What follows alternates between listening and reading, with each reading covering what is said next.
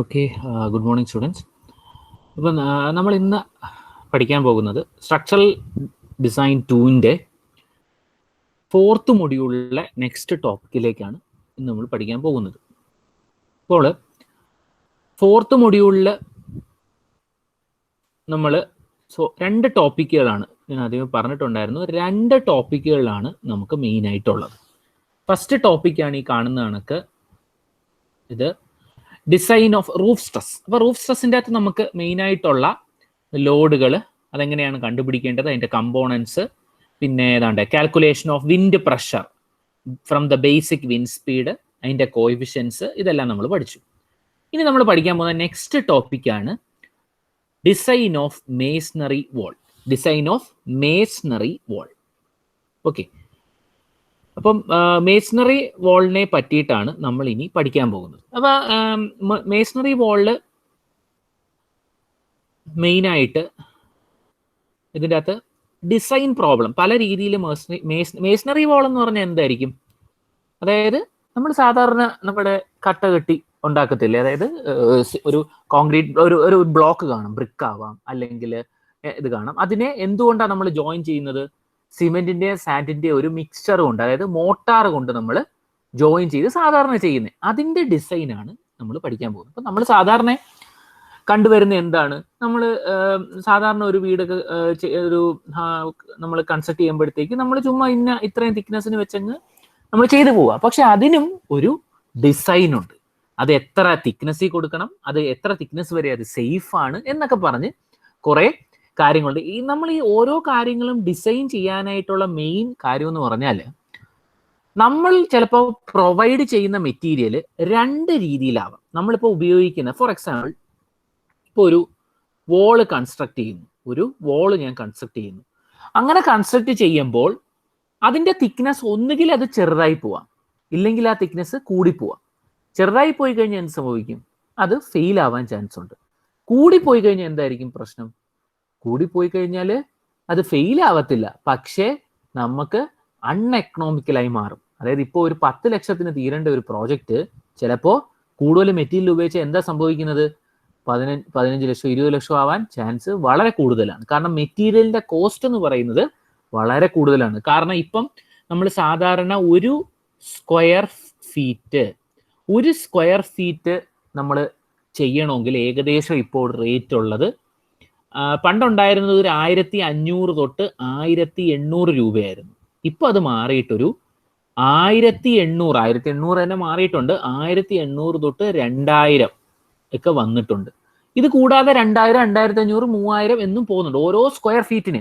അതായത് ഇപ്പോൾ ഒരു 100 സ്ക്വയർ ഫീറ്റ് ഉള്ള ഒരു ബിൽഡിംഗ് നമ്മൾ ചെയ്യുമ്പോഴത്തേക്ക് 100 ഇൻറ്റു എത്ര വരും? 1.5 ലക്ഷം നമുക്ക് അത്രയും രൂപ വരും. അപ്പോൾ മെറ്റീരിയൽ എന്ന് പറയുന്നത് വളരെ എക്സ്പെൻസീവ് ആണ്. അത് നമ്മൾ സൂക്ഷിച്ച് ഉപയോഗിക്കണം.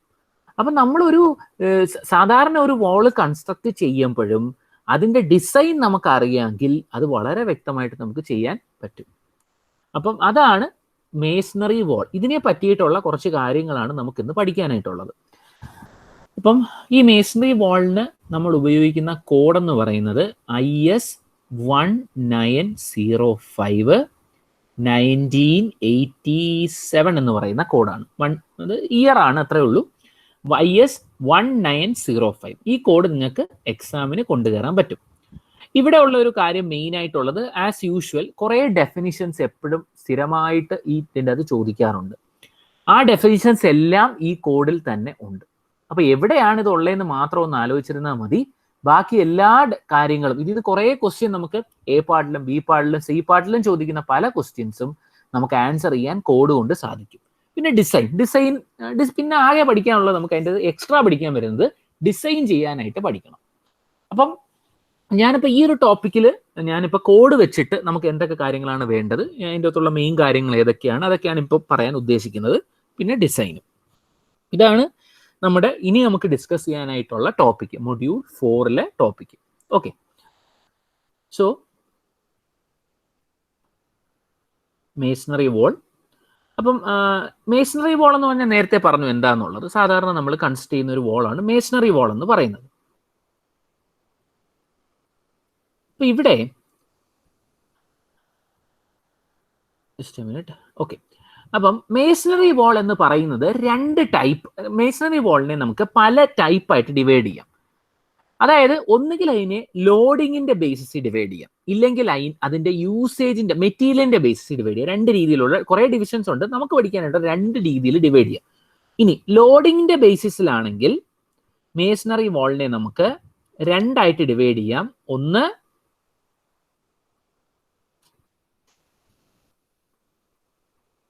ഒന്ന് എന്താണ്? Load bearing wall. First one it is load bearing wall. അതെന്ന് പറഞ്ഞാൽ എന്തായിരിക്കും? ലോഡ് ബെയറിംഗ്, അതായത് ലോഡ് എടുക്കാൻ പറ്റുന്നത്, അത്രേ ഉള്ളൂ, ലോഡ് ബെയറിംഗ് വാൾ. രണ്ടാമത്തത് നോൺ ലോഡ് ബെയറിംഗ് വാൾ. പിന്നെ ഡെഫിനിഷൻ പറയുകയാണെങ്കിൽ a wall carrying the load in addition to its own weight. അപ്പൊ ഒരു വാൾ എന്ന് പറഞ്ഞു കഴിഞ്ഞാൽ അതിന് എന്തായിരുന്നാലും ഒരു സെൽഫ് വെയിറ്റ് കാണും അല്ലേ? അപ്പോൾ ഈ സെൽഫ് വെയിറ്റ് കൂടാതെ വേറെ എക്സ്റ്റേണൽ ലോഡ് ക്യാരി ചെയ്യാൻ പറ്റുന്ന വാളാണ് ലോഡ് ബെയറിംഗ് വാൾ. അതായത് സെൽഫ് വെയിറ്റ് ഉണ്ട് പ്ലസ് ആൻ എക്സ്ട്രാ ലോഡ്. ആ ലോഡിനെ നമ്മൾ പറയുന്നത് സൂപ്പർ ഇമ്പോസ്ഡ് ലോഡ് എന്നൊക്കെയാണ് പറയുന്നത്, അല്ലെങ്കിൽ ലൈവ് ലോഡ് എന്നൊക്കെ പറയാം, super imposed load or live load. അപ്പൊ ഇവിടെ ഇപ്പൊ ലോഡ് ബെയറിംഗ് വാൾ എന്ന് പറഞ്ഞാൽ ഇത്രയേ ഉള്ളൂ. It is a wall which is able to carry a load in addition to its own weight. Non load bearing എന്ന് പറഞ്ഞാൽ എന്തായിരിക്കും? The wall carries only its own weight. അതിന്റെ വെയിറ്റ് മാത്രമേ ക്യാരി ചെയ്യത്തുള്ളൂ. നമ്മൾ അറിയേണ്ട കാര്യം, ഇപ്പം എക്സാമ്പിൾ അറിയുകയാണെങ്കിൽ, ഒന്ന് നമ്മളെ റൂഫിനെയൊക്കെ സപ്പോർട്ട് ചെയ്യാൻ ചിലപ്പോൾ നമ്മൾ വാൾ കൊടുക്കും, അതാണ് ഒരു ടൈപ്പ്. ഇനി നോൺ ലോഡ് ബെയറിംഗിന്റെ ടൈപ്പാണ് പാർട്ടീഷൻ വാൾസ്. ഈ പാർട്ടീഷൻ വാൾ ആണ് നമ്മളിപ്പോൾ ബാത്റൂംസിനൊക്കെ വേണ്ടി ഇന്നർ പാർട്ടീഷൻ നടത്തത്തില്ലേ, അതൊന്നും ലോഡ് ബെയറിംഗ് അല്ല. അതുകൊണ്ടാണ് അതിന് സാധാരണ ഇപ്പൊ നമ്മൾ ഒരു 23 സെന്റിമീറ്റർ ആണ് സാധാരണ ഒരു വാളിന് നമ്മൾ കൊടുക്കുന്ന തിക്നെസ് എങ്കിൽ, ഇതിന് പാർട്ടീഷൻ വാളാകുമ്പോൾ നമ്മൾ ഏകദേശം ഒരു 12 സെന്റിമീറ്ററോ 10 സെന്റിമീറ്ററോ ഒക്കെ നമ്മൾ കൊടുക്കത്തുള്ളൂ. അതായത് നമ്മൾ ആ ഉപയോഗിക്കുന്ന ബ്ലോക്കിനെ നമ്മൾ തിരിച്ചു വെച്ചിട്ട് അങ്ങ് ചെയ്യത്തേ ഉള്ളൂ. അതല്ല എന്താണ് നോൺ ലോഡ് ബെയറിംഗ്. അപ്പൊ ഇത്രയേ ഉള്ളൂ. Those walls which are able to carry its weight along with another load, അതായത് അതിന്റെ സെൽഫ് വെയിറ്റും കൂടാതെ വേറെ ലോഡും ക്യാരി ചെയ്യാൻ പറ്റുന്നതിനെയാണ് ലോഡ് ബെയറിംഗ് വാൾ എന്ന് പറയുന്നത്. നോൺ ലോഡ് ബെയറിംഗ് വാൾ എന്ന് പറയുമ്പോൾ അതിന്റെ വെയിറ്റ് മാത്രമേ ക്യാരി ചെയ്യാൻ പറ്റുള്ളൂ. എക്സാമ്പിൾ പാർട്ടീഷൻ വാൾ. ഓക്കെ, ഇനി അടുത്ത ഒരു ടൈപ്പ് ഓഫ് ക്ലാസിഫിക്കേഷൻ എന്ന് പറയുന്നതാണ്, കണ്ടേ, മൂന്നായിട്ട് ക്ലാസിഫൈ ചെയ്യുന്നുണ്ട്. ക്യാവിറ്റി വാൾ, ശ്രദ്ധിക്കുക, cavity wall, faced wall and vented wall. Okay, ഇത് എപ്പോഴും ചോദിക്കുന്നതാണ്, വെന്റേഡ് വാൾ. ഇപ്പൊ ഡെഫിനിഷൻസ് ഒന്നും നിങ്ങൾ കാണാതെ പഠിക്കേണ്ട, നമുക്ക് കോഡ് എടുക്കാം. സോ കോഡില് ഇതാണ് ഞാൻ പറഞ്ഞുകൊണ്ടിരുന്ന കോഡ്, അതായത് കോഡ് IS 1905-1987, IS 1905-1987. അപ്പൊ ഈ കോഡില് ആദ്യം ഇതെവിടെയാണെന്നുള്ളത് ഞാൻ പറയാം. പേജ് നമ്പർ 4 തന്നെ ഇത് പറയുന്നുണ്ട്. അതായത് ഇതാണ് കണ്ടേ, cavity wall, faced wall and vented wall, 3 type. Okay, അപ്പം അതെന്താന്നുള്ളത് നമുക്ക് നോക്കാം. അപ്പോൾ ക്യാവിറ്റി വാൾ, അതായത് ഞാൻ ഇവിടെ ഒരു ഫിഗർ തന്നിട്ടുണ്ട്, നിങ്ങൾ ജസ്റ്റ് ഈ ഫിഗർ നോക്കുക. ഇവിടെ നമ്മളിപ്പം ഇത് ഒന്ന് ഔട്ടും ഒന്ന് ഇന്നറും. അപ്പം ഇതിന്റെ ഇടയ്ക്ക് ഇപ്പം നമ്മളൊരു വാള് കൺസ്ട്രക്ട് ചെയ്യുമ്പോൾ അതിന്റെ ഇടയ്ക്ക് നമ്മൾ ഒരു സ്പേസ് വിട്ടിട്ട് കൺസ്ട്രക്ട് ചെയ്യുന്നുണ്ടെങ്കിൽ, അതായത് ഒരു ക്യാവിറ്റി, ഒരു സർട്ടൺ സ്പേസ് വിട്ടിട്ടാണ് നമ്മൾ വാള് കൺസ്ട്രക്ട് ചെയ്യുന്നത്. ഇപ്പൊ നിങ്ങളൊരു 30 സെന്റിമീറ്ററിന്റെ വാള് കൺസ്ട്രക്ട് ചെയ്യുന്നു, ഒരു 30 സെന്റിമീറ്ററിന്റെ വാള്. അപ്പൊ നമ്മള് ഫ്രണ്ടിൽ ഒരു സൈഡിൽ നിന്ന് ഇത് വെച്ചു, പിന്നെ ഒരു ചെറിയൊരു ഡിസ്റ്റൻസ് മാറിയിട്ട് അടുത്തത് വെക്കുന്നു. അപ്പൊ ഇടയ്ക്ക് എന്താണ്, ഒരു ക്യാവിറ്റി വരും, അല്ലെങ്കിൽ ഒരു വേക്കൻറ്റ് സ്പേസ് വരും. അങ്ങനെ ചെയ്യുന്ന വാളാണ് ക്യാവിറ്റി വാൾ. ഇവിടെ ഡെഫിനിഷൻ അതിന് എഴുതിയിട്ടുണ്ട്, ഇത്രയേ ഉള്ളൂ. A wall comprising 2 leaves. ഈ ലീവ്സ് എന്ന് ഉദ്ദേശിക്കുന്നത് അതിന്റെ സൈഡ് എന്നാണ്, 2 side. Each leaf been built on masonry units and separated by a cavity. കണ്ടോ, 2 യൂണിറ്റ്സ് ഉണ്ട്. അതായത് ഇവിടെ എന്താണ് ഫിഗർ, ഇതിൻ്റെ അകത്ത് ആ ഫിഗർ ഇല്ല, അതുകൊണ്ടാണ് ഞാൻ ഫിഗർ കാണിച്ചത്. 2 യൂണിറ്റ്സ് ആയിട്ട് ചെയ്ത്, പക്ഷെ ഇത് ഒറ്റ യൂണിറ്റ് ആണ്. കണ്ടോ, താഴെ വന്നിട്ട് അത് ഒരേ രീതിയിൽ ഒറ്റയടിക്കാണ് നമ്മൾ ജോയിൻ ചെയ്തിരിക്കുന്നത്. അപ്പം ഇങ്ങനെ പറയുന്ന ഒരു വാളാണ് നിങ്ങൾ ഈ ക്ലാസ്സിന് ജോയിൻ ചെയ്യുമ്പോഴത്തേക്ക് ആദ്യത്തെ ഞാൻ 11:30 തന്നെ ഇട്ടില്ല, ആദ്യത്തെ ഒരു 5 മിനിറ്റ് കൊണ്ട് തന്നെ ജോയിൻ ചെയ്യാൻ നോക്കുക. അല്ലാതെ എപ്പോഴും അഡ്മിറ്റ് ചെയ്യാനായിട്ട് നമുക്ക് ഇതാവും. അതുകൊണ്ടാണ്. Okay. A wall comprising of 2 leaves, each leaf being built upon masonry units and separated by a cavity and tied together with metal ties or bonding units to ensure the tool. അതായത് ഇപ്പൊ നമ്മൾ നമ്മൾ ചെയ്യുന്നതെന്ന് പറഞ്ഞാൽ 2 സൈഡിൽ നിന്നും ഇങ്ങനെ നമ്മൾ ബ്ലോക്സ് വെച്ച് വെക്കും. ഇടയ്ക്ക് ഒരു ക്യാവിറ്റി കൊടുക്കും. എന്നിട്ട് താഴെയൊക്കെ നമ്മൾ എന്ത് ചെയ്യും? താഴെ ഒരേ ഫൗണ്ടേഷൻ ആയിരിക്കും അതിനുണ്ടാവുന്നത്. ഈ ക്യാവിറ്റിയിൽ നമ്മൾ എന്ത് ചെയ്യും? ഇടയ്ക്കിടയ്ക്ക് നമ്മൾ ഇങ്ങനെ സ്റ്റീൽ ടൈ ചെയ്യും. നമ്മൾ അവിടെ നിന്ന് ഇങ്ങോട്ട് ഇതിനെ രണ്ടും ടൈ ചെയ്യും. കാരണം അവിടെ സ്പേസ് കാണും, പക്ഷെ അത് ഒരുമിച്ചിരിക്കണമല്ലോ, അതിനു വേണ്ടി ടൈ. അതിനെയാണ് എന്ത് പറയും? ഇത്രയേ ഉള്ളൂ ക്യാവിറ്റി ബോൾ എന്ന് പറയുന്നത്. ഓക്കെ, അത് കഴിഞ്ഞു. രണ്ടാമത്തെ type faced wall. Faced wall എന്ന് പറഞ്ഞാൽ a wall in which the facing and backing of the 2 different materials are bonded to. അത് ഇത്രയേ ഉള്ളൂ. അതായത് ഇപ്പൊ നിങ്ങൾ ഈ ഫിഗർ നോക്കുക, ഇതൊരു വോളാണ്. ഈ വോളിൽ ഒരു സൈഡ്, അതായത് ഇപ്പൊ നിങ്ങൾ നമ്മുടെ CE ലെവലിൽ പഠിച്ചിട്ടുണ്ടാകും ഫേസിംഗ് ആൻഡ് ബാക്കിംഗ്. ഫേസിംഗ് എന്ന് പറഞ്ഞാൽ എന്താണ്? നമ്മളെ വെളിയിലുള്ള ഇപ്പൊ നമ്മൾ ഒരു ബിൽഡിങ്ങിന്റെ ഔട്ട് സൈഡിൽ നിന്ന് നമ്മൾ വാൾ നോക്കുമ്പോഴത്തേക്ക്, ബ്രിക്ക് നോക്കുമ്പോഴത്തേക്ക് കാണുന്നതാണ് ഫേസിങ്. അതിന്റെ ബാക്കിലേക്ക് ബാക്കി എന്നുള്ളതാണ് ബാക്കിംഗ് എന്ന് പറയുന്നത്. അത്രേ ഉള്ളൂ. ഇപ്പൊ ഇവിടെ നിന്നാണ് നമ്മൾ, ഇതിപ്പോ ഔട്ട് സൈഡ് ആണെങ്കിൽ നമ്മളിപ്പം ഇവിടെ ഇങ്ങനെ നോക്കും, ഇത് ഫേസിങ്, ഇത് ബാക്കിങ്. അത്രേ ഉള്ളൂ അതിന്റെ മീനിങ്. അപ്പൊ ഇവിടെ കണ്ടോ, 2 മെറ്റീരിയൽ ആണ്. എന്തൊക്കെയാണിത്? ഒന്ന് സ്റ്റോണും മറ്റൊന്ന് ബ്രിക്കും. രണ്ടാണ്. ഇനി അപ്പം ഈ 2 മെറ്റീരിയൽ ഒരു സൈഡിൽ ഒരു മെറ്റീരിയലും മറ്റേ സൈഡിൽ മറ്റേ മെറ്റീരിയലും ആണെങ്കിൽ അങ്ങനെ ഉള്ള ഒന്നിനെയാണ് നമ്മൾ എന്ത് പറയുന്നത്? ഫേസിംഗ് വാൾ എന്ന് പറയുന്നത്. ക്യാവിറ്റി വാൾ എന്ന് പറഞ്ഞാൽ ഇടയ്ക്കൊരു ക്യാവിറ്റി ഉണ്ട്. ഫേസിംഗ് വാൾ എന്ന് പറഞ്ഞാൽ 2 മെറ്റീരിയൽ. പിന്നെ അതിൻ്റെ അകത്ത് തന്നെ നിങ്ങൾ നോക്കുക, ഇപ്പം ഈ ഫസ്റ്റ് ലെയർ നോക്കുക. ഫസ്റ്റ് ലെയറിൽ ഇതാ ഇവിടെയാണ് ജോയിൻ, ഇവിടം വരെ ഇതുണ്ട്. രണ്ടാമത്തെ ലെയർ ആകുമ്പോൾ ഇത് ഇങ്ങോട്ട് അകത്തോട്ട് വെച്ചിട്ടുണ്ട്. അങ്ങനെ ഇങ്ങനെ ഒരു സിക്സാഗ് ആയിട്ടാണ് ഈ ജോയിൻസ് പോയിരിക്കുന്നത്. അല്ലെങ്കിൽ എന്ത് പറ്റും? ഒറ്റയടിക്കങ്ങ് ഒറ്റ ലെങ്ത് ഇപ്പൊ ഇങ്ങനെ ഒറ്റ ഇതായിട്ട് കൊടുത്തിട്ടുണ്ടെങ്കിൽ എന്ത് പറ്റുമായിരുന്നു? അത് ഒട്ടും എന്താണ് ഇന്റർലോക്കിംഗ് ഉണ്ടാവണം അല്ലേ? അങ്ങനെ കൊടുക്കുന്നതിനെയാണ് ഫേസ്ഡ് വാൾ എന്ന് പറയുന്നത്. അടുത്ത വരുന്നത് വെൻഡേഡ് വാൾ. വെൻഡേഡ് വാൾ എന്ന് പറഞ്ഞാൽ a wall in which the facing is attached to the backing but not so bonded to. അത് ഇത്രയേ ഉള്ളൂ. ഫേസിങ്ങും വെൻഡേഡും എന്ന് പറയുന്നത് രണ്ടും ഒന്ന് തന്നെയാണ്. രണ്ട് മെറ്റീരിയൽ ആണ്.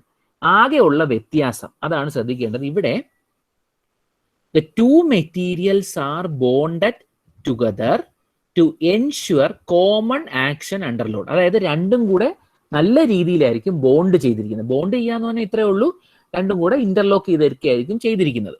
അപ്പൊ അതിന് ലോഡ് എടുക്കാൻ പറ്റും. പക്ഷേ വെൻഡേഡ് വാൾ എന്ന് പറഞ്ഞാൽ അത് ചുമ്മാ നമ്മൾ 2 സൈഡിൽ നിന്ന് 2 മെറ്റീരിയൽ വെക്കത്തേ ഉള്ളൂ. പക്ഷേ അതിന്റെ ബോണ്ടിങ് മറ്റതിന്റെ കണക്ക് പെർഫെക്റ്റ് അല്ല. അതുകൊണ്ട് അതിന് ലോഡ് ഒരുമിച്ചെടുക്കാനായിട്ടുള്ള കപ്പാസിറ്റി കുറവാണ്. രണ്ടും ഒരേ ഇത് തന്നെയാണ്. അതിപ്പം നമ്മൾ ഓരോ സ്ഥലങ്ങളിൽ ചിലപ്പം ചില സ്ഥലത്ത് മഡും സ്റ്റോണും കൊണ്ട് നമ്മൾ ചെയ്യുക. അപ്പൊ ഇത് രണ്ടും കൂടി ഇന്റർലോക്ക് ചെയ്യാൻ പാടാ. ഇപ്പൊ സ്റ്റോണും ബ്രിക്കും ആണെങ്കിൽ രണ്ടും സോളിഡ് ആയതുകൊണ്ട് നമുക്ക് നല്ല രീതിയിൽ ചെയ്യാൻ പറ്റും. അപ്പൊ അങ്ങനെ ചെയ്യുന്ന ഒരെണ്ണത്തിനെയാണ് വെൻഡേഡ് വാൾ എന്ന് പറയുന്നത്. വെൻഡേഡ് വാൾ.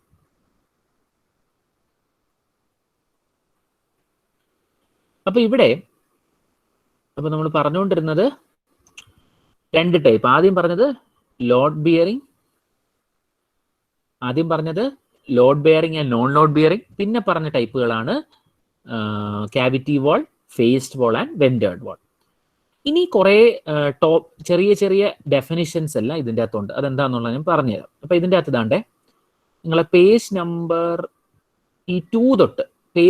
2 തൊട്ട് ഇതിൻ്റെ അകത്ത് സ്ഥിരമായിട്ട് ഓരോന്നോരും ചോദിക്കാറുണ്ട്. നിങ്ങൾ ജസ്റ്റ് വായിച്ചിട്ട് അങ്ങ് പഠിച്ചാൽ മതി. ജസ്റ്റ് അതിൻ്റെ അകത്ത് എന്താണെന്നുള്ളത് കറക്റ്റായിട്ട് അതിൻ്റെ അകത്ത് എഴുതിയിട്ടുണ്ട്. ഇനി ഇതിൻ്റെ അകത്ത് ഇമ്പോർട്ടൻ്റ് ആയിട്ടുള്ള കുറച്ച് കാര്യങ്ങളാണ് പറയാൻ പോകുന്നത്. ഒന്ന്, ഇപ്പോൾ ഒരു വാൾ ആകുമ്പോൾ അതിനൊരു ലെങ്ത് കാണും, അതിനൊരു ബ്രെഡ്ത്ത് കാണും, അതിനൊരു ഹൈറ്റ് കാണും. ലെങ്ത് കാണും, തിക്നെസ് കാണും, ഹൈറ്റ് കാണും. അപ്പോൾ നമ്മളിപ്പോൾ ഈ ലെങ്ത് തന്നെ ഇപ്പോൾ അല്ലെങ്കിൽ ഹൈറ്റ് എന്ന് പറഞ്ഞ ഒരു റൂമിന്റെ ഹൈറ്റ് എന്ന് പറയുന്നത് ഒരു 3 മീറ്റർ ആണ് അല്ലേ?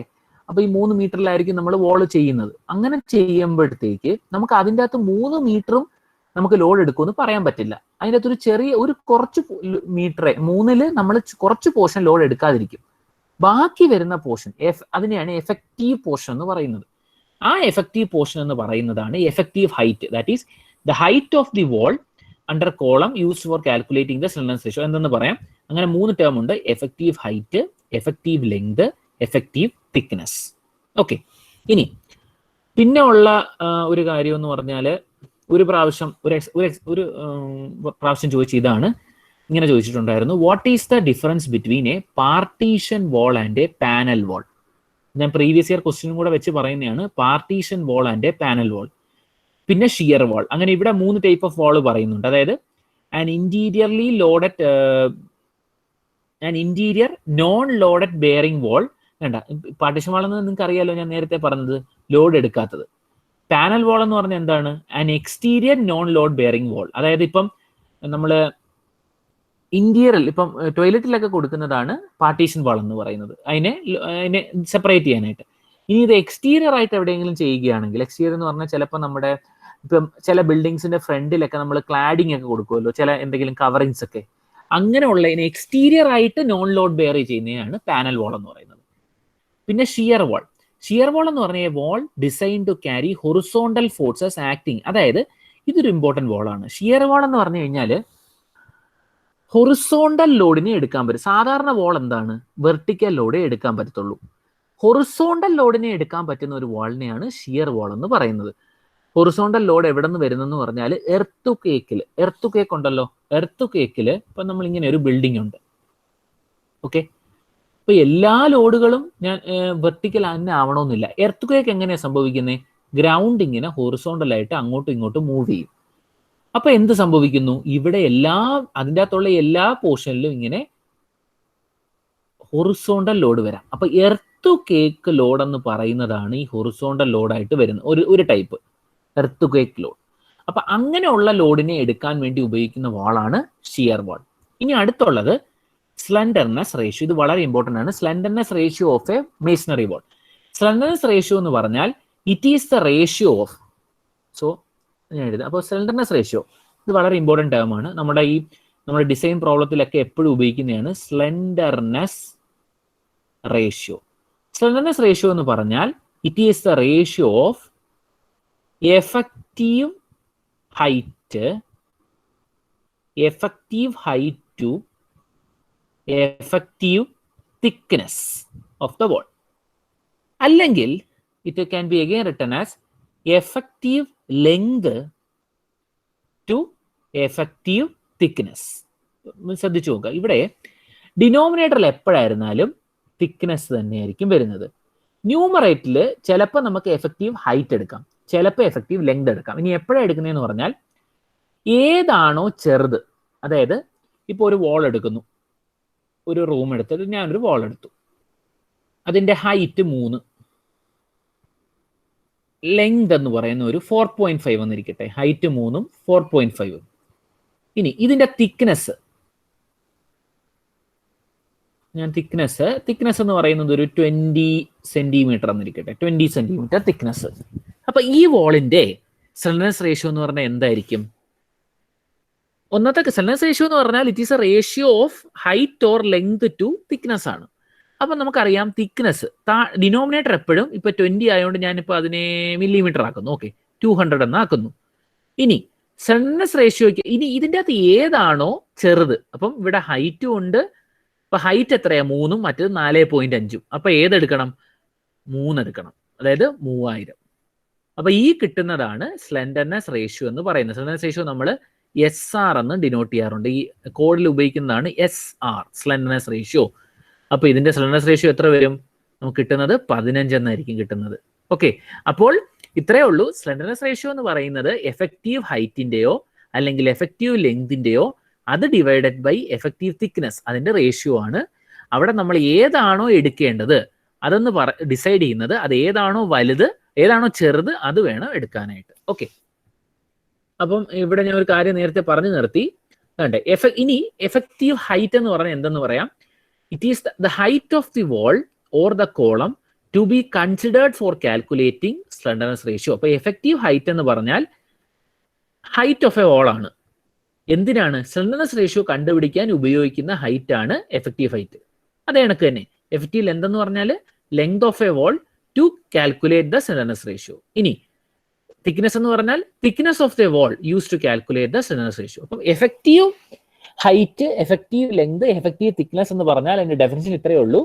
എഫക്റ്റീവ് ഹൈറ്റ് എന്ന് പറഞ്ഞാൽ it is the height of the wall used to calculate the slenderness ratio. മറ്റതും അതേ കണക്ക്. ഓക്കെ, അപ്പൊ ഇത്രയൊക്കെയാണ് നമുക്ക് ഇതിൻ്റെ അകത്ത്. പിന്നെ ഈ കാണുന്ന ഇപ്പൊ ഇതിൻ്റെ അകത്ത് ലോഡ് ബെയറിംഗ് വാൾ അതെന്താന്നുള്ളത് ഇവിടെ പറയുന്നുണ്ട്. അങ്ങനെ കുറെ ഡെഫിനിഷൻസ് ഇതിൽ നിന്ന് തന്നെ നിങ്ങൾക്ക് കിട്ടുന്നതായിരിക്കും. ഓക്കെ, അപ്പൊ ഇത്രയൊക്കെയാണ് മെയിൻ ആയിട്ട് ഇതിൻ്റെ അകത്തുള്ള കുറച്ച് ചെറിയ ചെറിയ ഡെഫിനിഷൻസും അതിൻ്റെ കാര്യങ്ങളും ഒക്കെ പറയുന്നത്. പിന്നെ ഇനി നമുക്ക് പഠിക്കാനായിട്ടുള്ളത് ഡിസൈൻ പ്രോസസ്സാണ്. അപ്പൊ എങ്ങനെ നമുക്കൊരു വാളിനെ ഡിസൈൻ ചെയ്യാം എന്നുള്ളതാണ് നമ്മൾ ഇനി പഠിക്കാൻ പോകുന്നത്. അപ്പൊ അതിൻ്റെ അകത്ത് ഇവിടെ നമുക്കിപ്പം ഇവിടെ പ്രോബ്ലം വരുന്ന ക്വസ്റ്റ്യൻ വരുന്നതെന്ന് പറഞ്ഞാൽ നമുക്കൊരു വാളിന്റെ ഹൈറ്റും അതിന്റെ ലെങ്തും അതിന്റെ എഫക്റ്റീവ് ലെങ്തും അതിന്റെ എഫക്റ്റീവ് ഹൈറ്റും ഒക്കെ തന്നിരിക്കും. അതെല്ലാം നമുക്ക് ഫിക്സഡ് ആയി തന്നിരിക്കും. നമുക്കിപ്പം നിങ്ങൾ ആലോചിച്ച് നോക്കുക, ഇപ്പൊ നിങ്ങളിപ്പോൾ പ്രോജക്റ്റ് ചെയ്യുന്നു, ആ പ്രോജക്റ്റിന്റെ അകത്ത് നമ്മളെ കോളം ടു കോളം ഡിസ്റ്റൻസും പിന്നെ ഒരു റൂമിന്റെ ഹൈറ്റും അത് നമ്മൾ ഫിക്സ് ചെയ്യുകയാണ് അല്ലേ, ആദ്യമേ നമ്മളത് ചെയ്ത് കഴിയും. അപ്പൊ ആകെ നമുക്കൊരു വാൾ അവിടെ വെക്കണമെങ്കിൽ എന്താ നമുക്ക് അറിയേണ്ടത്? അതിന്റെ തിക്നെസ് അറിയണം. അപ്പൊ ഞാൻ നിങ്ങളുടെ അടുത്ത് പറഞ്ഞ എന്താണ്, ഈ 23 സെന്റിമീറ്റർ എടുക്കാനാണ് ഞാൻ നിങ്ങളുടെ അടുത്ത് പറഞ്ഞത് അല്ലേ. ഒരു തമ്പ് റൂൾ എന്ന രീതിയിൽ 23 സെന്റിമീറ്റർ എടുക്കാൻ ഞാൻ പറഞ്ഞു. ഇനി ഈ 23 സെന്റിമീറ്റർ എടുക്കാൻ ഞാൻ ഇവിടെ പറയാനുള്ള കാരണം, നമ്മൾ ചെയ്യുന്ന എന്ത് സ്ട്രക്ചറാ? RCC ഫ്രെയിംഡ് സ്ട്രക്ചറാ. ഫ്രെയിംഡ് സ്ട്രക്ചർ എന്ന് പറഞ്ഞാൽ എന്താണ്? കോളവും ബീമും ഉള്ള സ്ട്രക്ചറാണ്. അപ്പം അവിടെ വാള് ലോഡ് എടുക്കുന്നുണ്ടോ? ഇല്ല. സ്ലാബിൽ വരുന്ന ലോഡ് ബീമിലേക്ക് പോകും, ബീമിൽ വരുന്ന ലോഡ് കോളത്തിലേക്ക് പോകും, കോളത്തിൽ വരുന്ന ലോഡ് ഫൂട്ടിങ്ങിൽ പോകും, ഫൂട്ടിങ്ങിലുള്ളത് സോയിലിലേക്ക് പോകും. അപ്പൊ ഇങ്ങനെയാണ് അത് നടക്കുന്നത്. അപ്പൊ വാളിലെ ലോഡ് വാൾ ഒരിക്കലും ഒരു ലോഡ് എടുക്കുന്നില്ല. പക്ഷെ വാളിന്റെ ലോഡ് നമ്മൾ എവിടെയാണ് കൺസിഡർ ചെയ്യുന്നത്? ബീമിന്റെ ലോഡ് കണ്ടുപിടിക്കുമ്പോൾ വാളിന്റെ എടുക്കുന്നുണ്ട്. അപ്പൊ അങ്ങനെയുള്ള ഒരു ഫ്രെയിംഡ് സ്ട്രക്ചറിൽ നമുക്കിത് ഡിസൈൻ ചെയ്യേണ്ട ആവശ്യം ഇല്ല. അതുകൊണ്ടാണ് ഈ തിക്നെസ്സിനെ അങ്ങ് 23 എന്ന് പറഞ്ഞ് ചൂസ് ചെയ്തത്. പക്ഷെ നമ്മൾ ഇപ്പൊ ചെയ്യുന്നതെന്ന് പറഞ്ഞാൽ നമ്മളൊരു RCC ഫ്രെയിംഡ് സ്ട്രക്ചറിന്റെ കാര്യമല്ല പറയുന്നത്. നമ്മളിവിടെ പറയുന്നത് വാള് ലോഡ് എടുക്കാൻ പറ്റുന്ന സ്ട്രക്ചർ, അതായത് നമ്മൾ പണ്ടൊക്കെ ചെയ്തുകൊണ്ടിരുന്ന സ്ട്രക്ചേഴ്സ് കൂടുതലും. അല്ലെങ്കിൽ ഇപ്പം ഒരു സ്റ്റോറി മാത്രമാണ് നമുക്ക് ചെയ്യേണ്ടത്, ഒരു ഫ്ലോർ മാത്രമേ ഉള്ള ഒരു ബിൽഡിംഗ് ചെയ്യണം, ചെറിയൊരു വീട് ചെയ്യണം. അപ്പൊ അങ്ങനെയുള്ളവരും ചെയ്യണമെങ്കിൽ നമ്മൾ അവിടെ ബീം എപ്പോഴും ചെയ്യണമെന്ന് ആവശ്യമില്ല. സാധാരണ ഉള്ള റെസിഡൻഷ്യൽ ബിൽഡിങ്ങിന് അങ്ങനെ ചെയ്യുമ്പോൾ അവിടെ ലോഡ് ഏതായിരിക്കും എടുക്കുന്നത്? അവിടുത്തെ വാളായിരിക്കും എടുക്കുന്നത്. അതുകൊണ്ട് അങ്ങനെയുള്ള കേസിലാണ് നമ്മൾ ഈ ഒരു പർട്ടിക്കുലർ പ്രോബ്ലത്തിന്റെ റിലവൻസ്. ഓക്കെ, അപ്പൊ ഇനി വരാം. അപ്പൊ ഇവിടെ ഡിസൈൻ പ്രോബ്ലം എന്ന് പറയുമ്പോഴത്തേക്ക് നിങ്ങൾക്ക് അവിടുത്തെ ലെങ്തും അവിടുത്തെ ഹൈറ്റും എല്ലാം തന്നിരിക്കും. നമ്മൾ ചെയ്യേണ്ട കാര്യം അതിന്റെ തിക്നെസ് നമ്മൾ ചൂസ് ചെയ്യണം. തിക്നെസ് ആണ് നമുക്ക് കണ്ടുപിടിക്കേണ്ടത്. അപ്പോൾ ഇവിടെ തിക്നെസ് നമ്മൾ ചെയ്യുന്നതെന്ന് പറഞ്ഞാൽ ഏതെങ്കിലും ഒരു ഇക്വേഷൻ ഇട്ടിട്ട് T അങ്ങ് കണ്ടുപിടിക്കുകയല്ല ചെയ്യുന്നത്. നമ്മൾ അസ്യൂം ചെയ്യും. ഒരു പ്രോബ്ലം തന്നാൽ നമ്മൾ അതിന്റെ തിക്നെസ് നമ്മൾ അങ്ങ് അസ്യൂം ചെയ്തിട്ട് നമ്മൾ അതിനെ സേഫ് ആണോ എന്ന് നോക്കും. ഒരു ട്രയൽ ആൻഡ് എറർ മെത്തേഡ് തന്നെയാണ് ശരിക്കും പറഞ്ഞാൽ. നമ്മൾ എന്താ ചെയ്യുന്നത്? നമുക്ക് ലെങ്തും ഹൈറ്റും തന്നിരിക്കും, അതിൽ നിന്ന് നമ്മളൊരു തിക്നെസ് നമ്മൾ ചൂസ് ചെയ്യും. ആ തിക്നെസ്സിന്റെ വെച്ചുകൊണ്ട് നമ്മൾ അതിൻ്റെ അകത്ത് അതിനെ സേഫ് ആണോ എന്ന് നമ്മൾ നോക്കും. അപ്പൊ എങ്ങനെയാണ് അത് സേഫ് ആണെന്ന് നോക്കുന്നത്? അതാണ് നമുക്ക് ഈ ഡിസൈനിൻ്റെ അകത്ത് ഉള്ളത്. ഓക്കെ, അപ്പൊ ഞാൻ അതിൻ്റെ അകത്ത് ഒരു ഡിസൈനിന്റെ കുറച്ച് സ്റ്റെപ്സ് ഇവിടെ ഞാൻ എഴുതിയിട്ടുണ്ട്, അത് ആദ്യം പറയാം. ആദ്യം ചെയ്യേണ്ടത് നമ്മൾ തിക്നെസ് ഫിക്സ് ചെയ്യണം. തിക്നെസ് ഫിക്സ് ചെയ്യുന്നു. ഇനി ടു ഫിക്സ് ദ തിക്നെസ്, ഇനി നമ്മൾ തന്നിരിക്കുന്ന തിക്നെസ് അത് തന്നെ സേഫ് ആണോ എന്ന് അറിയണമെങ്കിൽ നമ്മൾ ചെയ്യുന്ന കാര്യമാണ് permissible compressive stress should be greater than actual compressive. അതായത് ഇപ്പോൾ ഒരു വാള് ഞാൻ കൺസ്ട്രക്ട് ചെയ്തു, ഒരു മേസണറി വാള് ഞാൻ എടുക്കുന്നു. ഓക്കെ, ഒരു വാൾ എടുക്കുന്നു, ഇതൊരു മേസണറി വാള്. അപ്പൊ ഇതിൻ്റെ അകത്ത് ലോഡ് കൊടുത്തു കഴിയുമ്പോൾ, ഏതൊരു സ്ട്രക്ചറിലും ലോഡ് കൊടുത്തു കഴിയുമ്പോൾ എന്ത് സംഭവിക്കും? അതിൻ്റെ അകത്തൊരു സ്ട്രെസ് ഉണ്ടാവും അല്ലേ? ഇപ്പൊ ഇവിടെ ഒരു ലോഡ് വരുന്നു, ഇങ്ങനെ ഒരു ലോഡ് കൊടുക്കുമ്പോൾ അവിടെ എന്ത് സംഭവിക്കും? ഒരു സ്ട്രെസ് ഉണ്ടാവുന്നു, സ്ട്രെസ്. ഓക്കെ, എന്ന് പറഞ്ഞാൽ എന്താണ്? Load by area. ഇതാണ് അപ്പൊ ഇത് ഇവിടെ ഉണ്ടാവുന്ന സ്ട്രെസ് ആണ്. ഇനി ഈ മെറ്റീരിയലിന് ഒരു പെർമിറ്റ് വരെ ആ സ്ട്രെസ് എടുക്കാൻ പറ്റത്തുള്ളൂ. ഒരു പെർമിസിബിൾ ലിമിറ്റ് ഉണ്ട് അതിന്. ഇപ്പം ഫോർ എക്സാമ്പിൾ ഇവിടെ ഉണ്ടാവുന്ന സ്ട്രെസ് 5 Nm/mm² എന്നിരിക്കട്ടെ, ഒരു എക്സാമ്പിളാണ് ഞാൻ പറയുന്നത്. ഇനി ഏത് മെറ്റീരിയൽ ആണെങ്കിലും അതിനൊരു കപ്പാസിറ്റി ഉണ്ടല്ലോ, അതിനെയാണ് പെർമിസിബിൾ കംപ്രസീവ് സ്ട്രെസ് എന്ന് പറയുന്നത്. അപ്പം ഇത് ഞാൻ കണ്ടുപിടിച്ചപ്പോൾ എനിക്കൊരു 10 Nm/mm² കിട്ടി. ഇനി ആക്ച്വൽ എത്രയേ ഉള്ളൂ? ഇത് ഈ കണ്ടുപിടിച്ച നമ്മൾ ആക്ച്വൽ ലോഡ് കൊണ്ട് എത്രയാണോ അപ്പോൾ ഉള്ള ലോഡ് അത് വെച്ച് കണ്ടുപിടിക്കുന്നതാണ് ആക്ച്വൽ. അപ്പോൾ ഇത് സേഫ് ആവണമെങ്കിൽ എന്തായിരിക്കണം അതിന്റെ മീനിങ്? ഈ 5 എന്ന് പറയുന്നത് നമുക്ക് വരാവുന്ന മാക്സിമം ലിമിറ്റ് എത്രയാ? 10 ആണ്. അപ്പൊ ഇത് സേഫ് ആണ്. തിരിച്ചാണെങ്കിൽ അത് അൺസേഫ് ആണ്. അപ്പൊ ഇത്രയേ ഉള്ളൂ.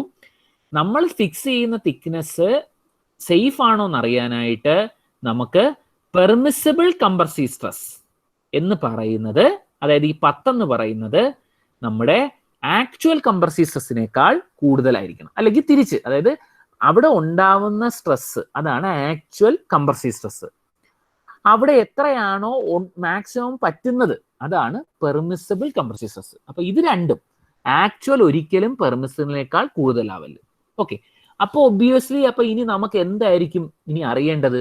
ഈ ആക്ച്വലും പെർമിസിബിളും കണ്ടുപിടിക്കുക, അത് രണ്ടും കൂടെ കമ്പയർ ചെയ്യുക. അത്രയേ ഉള്ളൂ കാര്യം ഇവിടെ. അപ്പൊ ഇവിടെ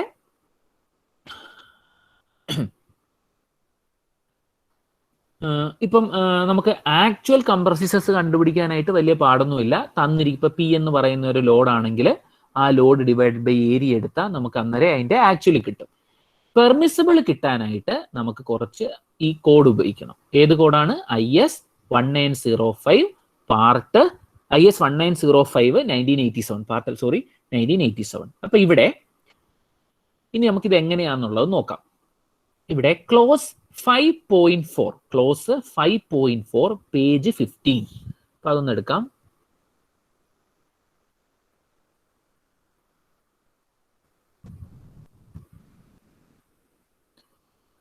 ണ്ടേ 5.4 പെർമിസിബിൾ സ്ട്രെസ്. ഇതിൻ്റെ അത് കുറേ കോഡുകളും കുറേ കാര്യങ്ങളും ഇടയ്ക്കൊക്കെ എഴുതിയിട്ടുണ്ട്, കുറേ ക്ലോസുകളും ഉണ്ട്. അപ്പൊ ഇതിൻ്റെ നമ്മൾ ആവശ്യമുള്ളത് മാത്രം ഞാൻ പറയുന്നു. ഇപ്പൊ ഞാൻ ആദ്യത്തെ കുറച്ച് 4-5 പേജസിൽ ആദ്യത്തെ 2-3 പേജിൽ നമുക്ക് കുറെ A പാർട്ട് ക്വസ്റ്റ്യനും B പാർട്ട് ക്വസ്റ്റ്യനും C പാർട്ട് ക്വസ്റ്റ്യനും കിട്ടും, ഡെഫിനിഷൻസും എല്ലാം.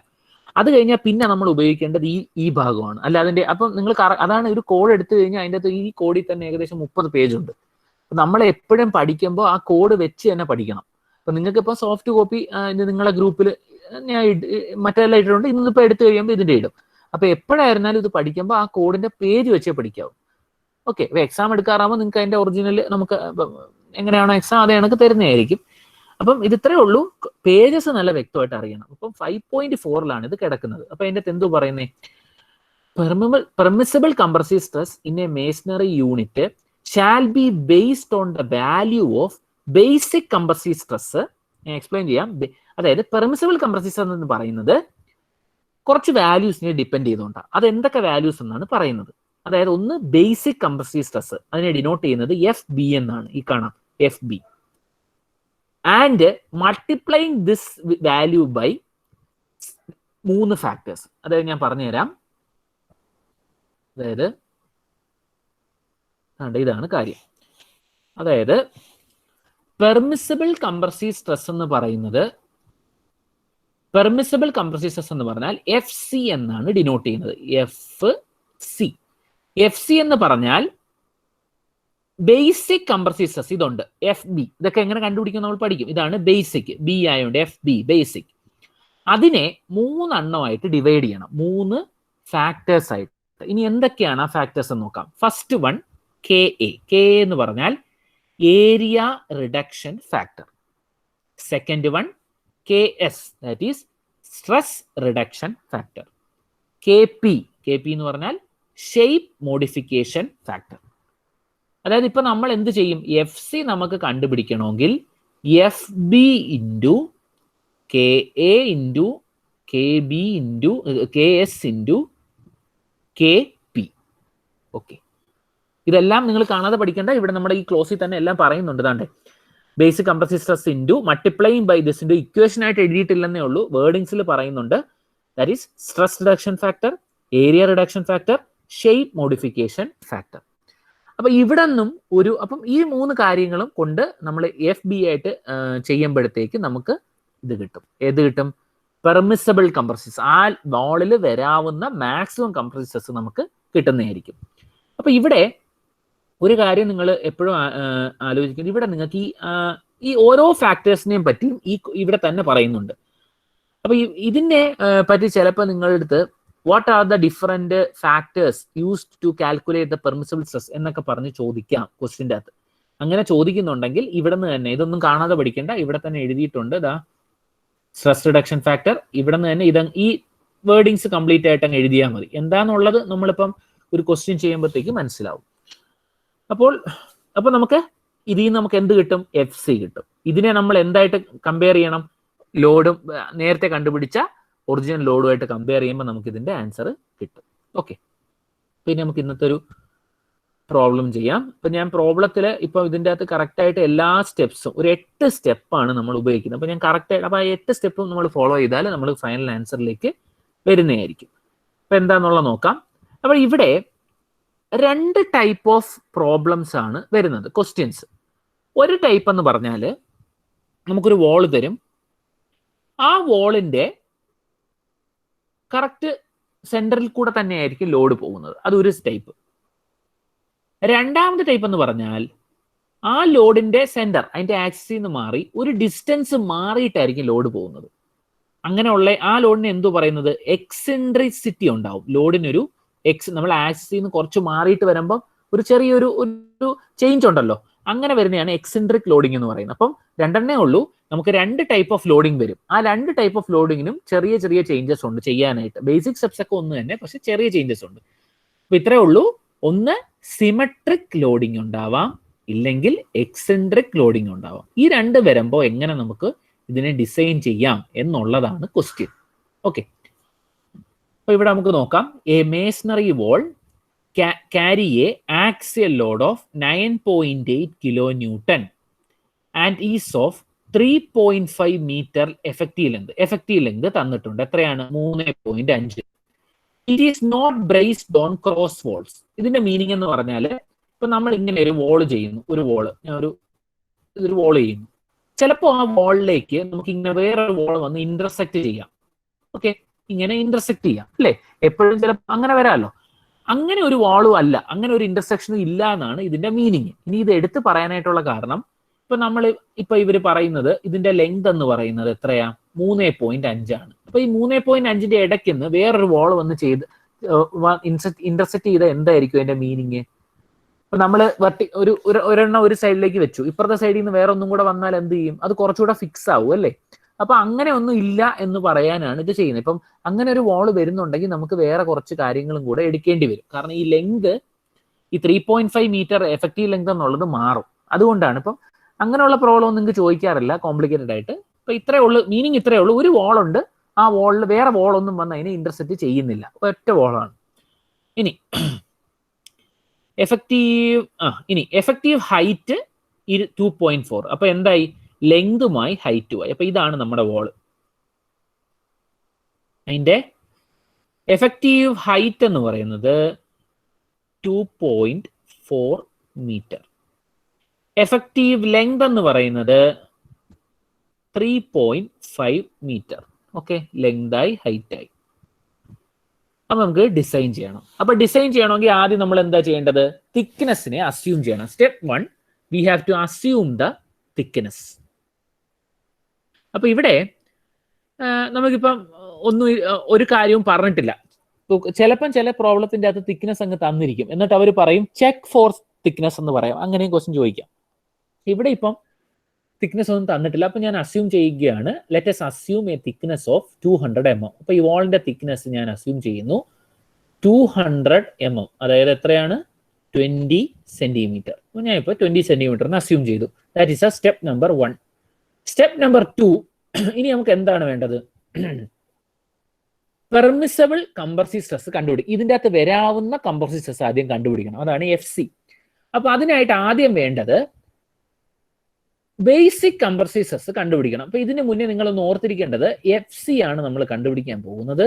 FC എന്ന് പറഞ്ഞാൽ FB into KA into KS into KP. ഇതാണ് ഇക്വേഷൻ. ഇതിനകത്ത് നമ്മൾ കണ്ടുപിടിക്കുന്നത് എന്താണ്? FC ആണ്. അപ്പൊ നമ്മൾ ഇനി ഈ ടേമുകൾ 4 ടേമുകൾ നമ്മൾ കണ്ടുപിടിച്ചാലേ FC കണ്ടുപിടിക്കാൻ പറ്റത്തുള്ളൂ. FC എന്ന് പറഞ്ഞാൽ എന്താണ്? പെർമിസബിൾ കംപ്രസീവ് സ്ട്രെസ്, അതിൻ്റെ അകത്ത് വരാവുന്ന ഏറ്റവും വലിയ സ്ട്രെസ്. അപ്പൊ ആദ്യം FB നോക്കാം. FB എന്ന് പറഞ്ഞാൽ find the basic compressive stress FB. അപ്പൊ ഇവിടെ നമുക്ക് എങ്ങനെയാണ് അത് ചെയ്യുന്നതെന്ന് നോക്കാം. ഇത് നമ്മൾ എടുക്കുന്നത് ടേബിൾ 80 എന്നാണ്. ഇതാണ്, ശ്രദ്ധിച്ചു നോക്കാം. ഇവിടെ ടേബിൾ 8 ഓഫ് IS 1905. അപ്പൊ നമുക്ക് ടേബിൾ 8ലേക്ക് പോവാം. ഇതാണ് ടേബിൾ.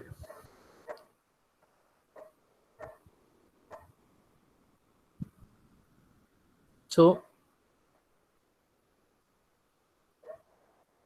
ടേബിൾ 8. ഇപ്പൊ ടേബിൾ 8ന്റെ ഹെഡിങ് എന്താണ്? Basic compressive stress. അത് തന്നെയാണ് നമ്മൾ ചെയ്യുന്നത്. ആഫ്റ്റർ 28 ഡേയ്സ്, 28 ദിവസം കഴിഞ്ഞിട്ടുള്ള സ്ട്രെസ് ആണ് ഈ തന്നിരിക്കുന്നത്. ഇനി അപ്പൊ ഇതിൻ്റെ അകത്ത് നിങ്ങൾ ശ്രദ്ധിക്കേണ്ട കാര്യം, ഇവിടെ സീരിയൽ നമ്പർ ഉണ്ട്, പിന്നെ മോട്ടാർ ടൈപ്പ് എന്ന് എഴുതിയിട്ടുണ്ട്. H1, H2, M1, M2, M3. Motor type എന്ന് പറയുന്നത്, മോട്ടാർ എന്ന് പറഞ്ഞാൽ എന്താണ്? മോട്ടാർ എന്ന് പറഞ്ഞാൽ സിമെന്റും സാൻഡും പിന്നെ വാട്ടറും. Cement, sand, water. അതിൻ്റെ അത് അഗ്രിഗേറ്റ് കാണത്തില്ല, നമ്മളെ അതായത് കോസ് അഗ്രിഗേറ്റ് കാണത്തില്ല. സിമെന്റും ഫൈൻ അഗ്രിഗേറ്റും കൊണ്ടുള്ള ഒരു മിക്സ്. എന്തുകൊണ്ടുള്ള മിക്സ്? വാട്ടറും കൂടെ ആഡ് ചെയ്തിട്ടുള്ള മിക്സിനെയാണ് മോട്ടാർ എന്ന് പറയുന്നത്. അപ്പൊ ഈ മോട്ടാറിന്റെ ടൈപ്പ് എന്ന് പറഞ്ഞു കഴിഞ്ഞാൽ അതിന്റെ റേഷ്യോ ആണ്.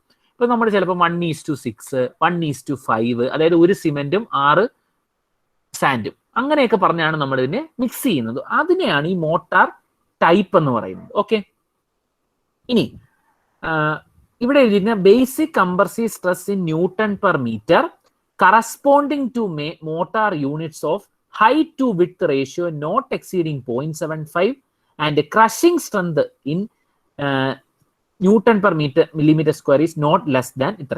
അതായത് ഞാൻ പറഞ്ഞുതരാം. അപ്പൊ ഇവിടെ നമുക്ക് ഇവിടെ ഈ ക്വസ്റ്റിൻ്റെ അകത്ത് മോട്ടാർ ടൈപ്പോ എന്തെങ്കിലും പറഞ്ഞിട്ടുണ്ടോ? ഒന്നുമില്ല, ക്വസ്റ്റിൻ്റെ അകത്ത് ഒന്നും തന്നിട്ടില്ല. അപ്പം നമ്മൾ ഇവിടെ ചെയ്യാൻ പോകുന്നത്, ഇനി നമുക്ക് ചെയ്യേണ്ടത് ഇത്രേ ഉള്ളൂ. നമുക്ക് ഈ വോള് എന്താന്നുള്ളത്, ഈ നമ്മളിപ്പോ മേസണറി വോളാണ് ചെയ്യുന്നത്. ആ വോള് നമ്മൾ എന്ത് മെറ്റീരിയൽ കൊണ്ടാണ് ചെയ്യുന്നതെന്നുള്ളത് നമ്മൾ അസ്യൂം ചെയ്യണം. ചിലപ്പോൾ അത് കോൺക്രീറ്റ് ചിലപ്പോൾ അത് ഒരു സ്റ്റോൺ കൊണ്ടായിരിക്കും, ചിലപ്പോൾ അത് ബ്രിക്ക് കൊണ്ടായിരിക്കും. അപ്പോൾ നമുക്കത് അസ്യൂം ചെയ്യണം. അപ്പൊ കോമൺ ആയിട്ട് നിങ്ങൾ ഒന്നും തന്നിട്ടില്ലെങ്കിൽ ഇങ്ങനെ assume A cement motor of M1 grade എടുക്കുക. ഒന്നും തന്നിട്ടില്ലെങ്കിൽ M1 എടുക്കുക. M1 ഗ്രേഡ് എന്ന് പറഞ്ഞാൽ 1:5 M1 എന്ന് പറയുന്നത്. And brick. ഇപ്പൊ മോട്ടാർ മാത്രം പോരല്ലോ, മോട്ടാർ ഉപയോഗിച്ച് നമ്മൾ ഏതെങ്കിലും മെറ്റീരിയൽ ബ്രിക്കാണ് എടുക്കുന്നത്. Brick with a compressive strength of 5 Newton per mm². Brick എന്ന് പറഞ്ഞു കഴിഞ്ഞാൽ നമുക്കറിയാമല്ലോ, നിങ്ങൾക്ക് ബ്രിക്കിനെ സാധാരണ ബ്രിക്ക് എന്ന് പറഞ്ഞാൽ അതിനെ 3 ക്ലാസ് ആയിട്ട് ഡിവൈഡ് ചെയ്യുന്നുണ്ട്. First, second, third. First class brick എന്ന് പറഞ്ഞാൽ അതിന്റെ കംപ്രസീവ് സ്ട്രെങ്ത് എന്ന് പറഞ്ഞാൽ 7.5 mm² ആണ്. രണ്ടാമത്തെ ക്ലാസ് എന്ന് പറഞ്ഞാൽ 5 Newton per mm² ആണ്. മൂന്നാമത്തെ ക്ലാസ് എന്ന് പറഞ്ഞാൽ 3.5 Newton per mm² ആണ്. എന്തുവാണ് ഈ കംപ്രസീവ് സ്ട്രെങ്ത് എന്ന് പറഞ്ഞാൽ? അതായത് കംപ്രസീവ് സ്ട്രെങ്ത് എന്ന് പറഞ്ഞാൽ നിങ്ങൾ ശ്രദ്ധിക്കുക, ഇവിടെ ഒരു ബ്രിക്ക് ഉണ്ട്.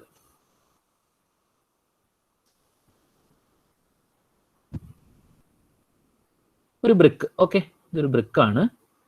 അപ്പം ഏതൊരു മെറ്റീരിയൽ ആണെങ്കിലും അതിന് 2 സ്ട്രെങ്ത് ഉണ്ട്.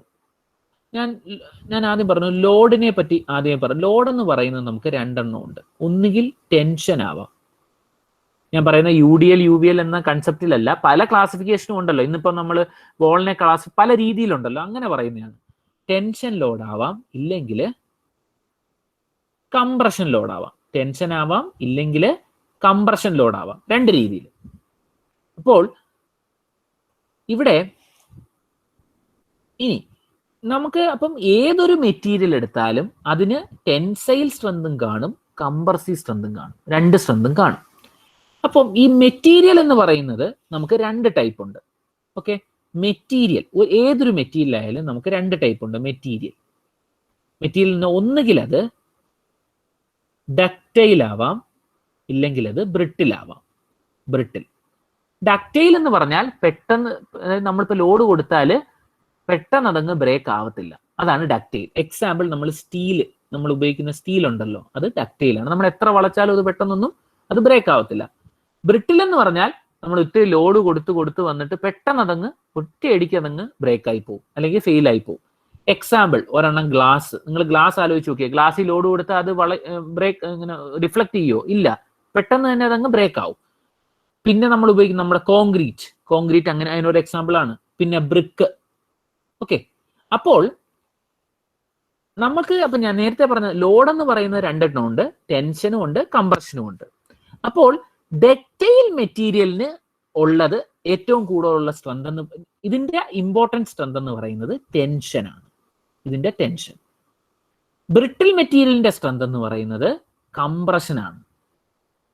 കാരണം എന്താ? ടെൻഷൻ എന്ന് പറഞ്ഞാൽ എന്താണ്? നമ്മൾ ഇങ്ങനെ ഒരു ബോഡി എടുത്തിട്ട് അതിനെ രണ്ട് സൈഡിലേക്കും പുള്ള് ചെയ്യുന്നതാണ് ടെൻഷൻ. അപ്പം ഒരു ബ്രിക്ക് എടുത്ത് വെച്ച് നമ്മൾ രണ്ട് സൈഡിലേക്കും പുള്ള് ചെയ്താൽ എന്ത് പറ്റും? പെട്ടെന്ന് തന്നെ അത് ബ്രേക്ക് ആയി പോകും. പക്ഷെ ഒരു സ്റ്റീൽ ആണെങ്കിലോ എന്ത് പറ്റും? അത് ബ്രേക്ക് ആവുമോ? അത് കുറച്ച് എക്സ്പാൻഡ് ചെയ്ത് പതുക്കെ അത് ബ്രേക്ക് ആവത്തുള്ളൂ. കാരണം എന്താ? അത് ഡക്റ്റൈലാണ്. കോൺക്രീറ്റ് നമ്മൾ കുറെ ഒറ്റയടിക്ക് നമ്മൾ രണ്ട് സൈഡിൽ നിന്നും പുള്ളി ചെയ്ത് എന്ത് പറ്റും? അത് പെട്ടെന്ന് തന്നെ ബ്രേക്ക് ആയി പോകും. ഇനി അങ്ങനെ ബ്രേക്ക് ആവുന്നത് കൊണ്ടാണ് കോൺക്രീറ്റ്, നമ്മൾ ടെൻഷൻ വന്നാൽ പെട്ടെന്ന് ബ്രേക്ക് ആവുന്നത് കൊണ്ടാണ് എന്ത് ചെയ്യുന്നത്? കോൺക്രീറ്റിന്റെ അകത്ത് നമ്മൾ സ്റ്റീൽ പ്രൊവൈഡ് ചെയ്യുന്നത്. അതിനെയാണ് RCC എന്ന് പറയുന്നത്. Why we are providing steel in concrete. എന്തിനാണ് സ്റ്റീൽ? അതായത് ഇപ്പൊ ഇതൊക്കെ എല്ലാവർക്കും അറിയാവുന്നതായിരിക്കും. അതായത് ഇപ്പൊ ഇങ്ങനെ ഒരു ബീം ഉണ്ടെങ്കിൽ ആ ബീമിൽ ഇങ്ങനെ ഒരു ലോഡ് കൊടുത്താൽ അത് ഇങ്ങനെയായിരിക്കും ഡിഫ്ലക്ട് ചെയ്യുന്നത്, അല്ലേ? അപ്പൊ ഇങ്ങനെ ഡിഫ്ലക്ട് ചെയ്യുമ്പോൾ ഈ മുകളിലത്തെ പോർഷൻ എന്തോ ചെയ്തിരിക്കുന്നത്? ഇത് അകത്തോട്ട് വരുന്നു. താഴത്തെ പോർഷൻ എന്ത് ചെയ്യുന്നു? ഇത് എക്സ്പാൻഡ് ചെയ്യുന്നു. താഴത്തെ ഈ സ്ഥലം, ഇതിന്റെ നടുക്കുള്ള പോർഷൻ ഒന്നും പറ്റുന്നില്ല. അതിനെയാണ് ന്യൂട്രൽ ആക്സിസ് എന്ന് പറയുന്നത്. അപ്പം എവിടെയാണോ ഇത് എക്സ്പാൻഡ് ചെയ്യുന്നത് അവിടെയാണ് ടെൻഷൻ ഉണ്ടാകുന്നത്. എവിടെയാണോ കംപ്രഷൻ ചെയ്യുന്നത് എവിടെയാണ് കംപ്രഷൻ ഉണ്ടാകുന്നത്. അപ്പം നമ്മൾ എവിടെയൊക്കെ ടെൻഷൻ ഉണ്ടാകുന്നു അവിടെയാണ് നമ്മൾ എന്ത് കൊടുക്കുന്നത്? സ്റ്റീൽ കൊടുക്കുന്നത്. എന്തുകൊണ്ടാണ് സ്റ്റീൽ കൊടുക്കാനുള്ള കാരണം? സ്റ്റീല് ഡക്റ്റൈലാണ്. അതാണ്. ഇപ്പൊ സ്റ്റീല് തന്നെ കൊടുക്കണമെന്ന് നിർബന്ധമില്ല. നമ്മൾ ചിലപ്പോൾ ബാമ്പു കൊടുക്കാം. സ്റ്റീലിനേക്കാൾ ഡക്റ്റിലിറ്റി ഉള്ള ഒരു മെറ്റീരിയലാണ് ബാമ്പു. ഓക്കെ, അപ്പൊ ബാമ്പു, പക്ഷെ അതിന്റെ അവൈലബിലിറ്റിയും അതിന്റെ ഹാൻഡ്ലിങ്ങും ഒക്കെ ഭയങ്കര പാടാണ്. അതുകൊണ്ടാണ് നമ്മൾ കൂടുതലും സ്റ്റീൽ തന്നെ ഉപയോഗിക്കുന്നത്. വലിയ സ്ട്രക്ചേഴ്സ് ഒക്കെ ചെയ്യുമ്പോൾ സ്റ്റീലേ നമുക്ക് വെൽഡ് ചെയ്യാനൊക്കെ പറ്റത്തുള്ളൂ. ബാമ്പു ആവും നമുക്ക് ടൈ ചെയ്ത് വെക്കാനേ പറ്റത്തുള്ളൂ. അങ്ങനെ അപ്പം ഞാൻ പറഞ്ഞു വന്നത്, അപ്പോൾ നമ്മൾ മെറ്റീരിയൽ അനുസരിച്ചാണ് അതിന് നമ്മൾ അതിന്റെ സ്ട്രെങ്ത് കണ്ടുപിടിക്കുന്നത്. അപ്പൊ ഈ സ്ട്രെങ്ത് കണ്ടുപിടിക്കുക എന്ന് പറഞ്ഞാൽ അതിന്റെ ടെൻഷൻ സ്ട്രെങ്ത് കാണും, കംപ്രസീവ് സ്ട്രെങ്ത് കാണും. ഏത് മെറ്റീരിയലിനാണെങ്കിലും ഈ രണ്ട് സ്ട്രെങ്തും കാണും. അപ്പോൾ ബ്രിക്ക് എന്ന് പറയുന്നത് എന്താണ്? അതൊരു ബ്രിട്ടിൽ മെറ്റീരിയലാണ്. ബ്രിട്ടിൽ മെറ്റീരിയൽ ആകുമ്പോൾ അതിന്റെ ഏറ്റവും വലിയ സ്ട്രെങ്ത് എന്ന് നമ്മൾ കണ്ടുപിടിക്കേണ്ടത് കംപ്രഷൻ ആണ്. അതുകൊണ്ടാണ് ഇവിടെ കംപ്രസീവ് സ്ട്രെസ്, ഞാൻ നേരത്തെ കംപ്രഷൻ, അതായത് ഇവിടെ ഇങ്ങനെ എഴുതിയിരിക്കുന്നത് ബ്രിക്ക് വിത്ത് കംപ്രസീവ് സ്ട്രെങ്ത്. ഈ കംപ്രസീവ് സ്ട്രെങ്ത് ബ്രിക്കിൻ്റെതെല്ലാം നമ്മൾ കണ്ടുപിടിക്കുന്നത്, ഇങ്ങനെ ഒരു മെഷീൻ ഉണ്ട്, നിങ്ങൾ കേട്ടിട്ടുണ്ടാവും, കംപ്രഷൻ ടെസ്റ്റിംഗ് മെഷീൻ, CTM എന്ന് പറയും. അതെന്ന് പറഞ്ഞാൽ ഇങ്ങനെ ഒരു വലിയ മെഷീനാണ്. അതിന്റെ രണ്ട് സ്റ്റീൽ പ്ലേറ്റ്സ് ഉണ്ട്. ആ രണ്ട് പ്ലേറ്റും നമ്മൾ ലോഡ് കൊടുക്കുമ്പോൾ ഇങ്ങനെ രണ്ട് പ്ലേറ്റുകളുണ്ട്. ഈ പ്ലേറ്റിന്റെ ഇടയ്ക്കാണ് നമ്മൾ ഈ മെറ്റീരിയൽ വെച്ചിട്ട് ഇതിങ്ങോട്ട് പുഷ് ചെയ്യും, രണ്ടെണ്ണവും കൂടെ. അപ്പൊ ഇവിടെ എന്ത് സംഭവിക്കും? കംപ്രഷൻ നടക്കും. അപ്പൊ നമുക്ക് ഇവിടെ ഒരു ഡയൽ ഗേജ് ഉണ്ടാവും. ആ ഡയൽ ഗേജ് ആദ്യം 0-ലായിരിക്കും. ലോഡ് കൊടുത്തു വിടുമ്പോൾ ഇതിങ്ങനെ മൂവ് ചെയ്ത് ഒരു പോയിന്റ് എത്തി പെട്ടെന്ന് ഇത് തിരിച്ചു പോകും. ഓക്കെ, അപ്പൊ അങ്ങനെ ചെയ്യുമ്പോഴാണ് നമുക്ക് ഈ സ്ട്രെങ്ത്, കംപ്രസീവ് സ്ട്രെങ്ത് കിട്ടുന്നത്. അപ്പം ഇത്രേ ഉള്ളൂ. ഞാൻ പറഞ്ഞു തുടങ്ങിയത് ഇവിടെ നിന്നാണ്.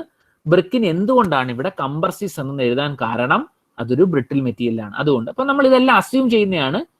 ഇപ്പൊ രണ്ട് കാര്യങ്ങൾ അസ്യൂം ചെയ്യും. എന്തൊക്കെയാണ്? ഒന്ന്, മോട്ടാറിന്റെ ഗ്രേഡ് M1 എന്നും ഇതിന്റെ ഗ്രേഡ് 5 എന്നും അസ്യൂം ചെയ്യും. അപ്പൊ നിങ്ങൾക്ക് ഒരു ക്വസ്റ്റിൻ്റെ അകത്ത് ഒന്നും തന്നിട്ടില്ലെങ്കിൽ ഇതങ്ങ് അസ്യൂം ചെയ്താൽ മതി. വേറെ ഒന്നും നിങ്ങൾ ആലോചിക്കണം. ഇനി ക്വസ്റ്റിനെ തന്നിട്ടുണ്ടെങ്കിൽ അതനുസരിച്ച് നമ്മൾ ടേബിളിൽ നിന്ന് എടുക്കാം. ഇത്രയേ ഉള്ളൂ കാര്യം. അപ്പൊ ഇനി നമുക്ക് നോക്കാം. ടേബിൾ 8 വരുന്നു. ടേബിൾ 8 ഇപ്പൊ നമ്മൾ മോട്ടാർ നമ്മൾ അസ്യൂം ചെയ്തു. അപ്പൊ ഇവിടെ നോക്കുമ്പോൾ എന്താണ്? M1 ആണ് നമുക്കുള്ളത്. ഇനി നമുക്ക് ഇവിടെ ഇതാണ് നമ്മുടെ വാല്യൂസ്. ഇനി ഏത് കണ്ടുപിടിക്കണമുള്ളത് നോക്കാം. ഇവിടെ നോക്കിയേ, basic compressive strength in the corresponding of two masonry units with height to width ratio not exceeding 7.5. അതെന്താന്നുള്ളത് ഞാൻ പറയാം, ഈ ടേം ഞാൻ പറയാം നെക്സ്റ്റില്. ഇനി അടുത്തത് crushing strength in newton not less than.